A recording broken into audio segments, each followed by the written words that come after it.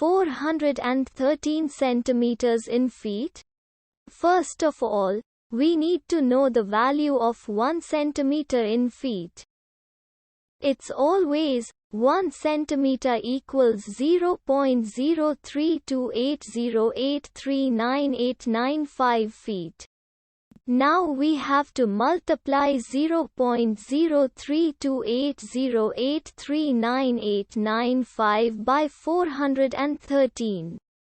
Therefore, 413 centimeters times 0.03280839895 feet equals 13.549868766635 feet. So, in other words, 413 centimeters equals 13.549868766635 feet. We hope you have enjoyed this video.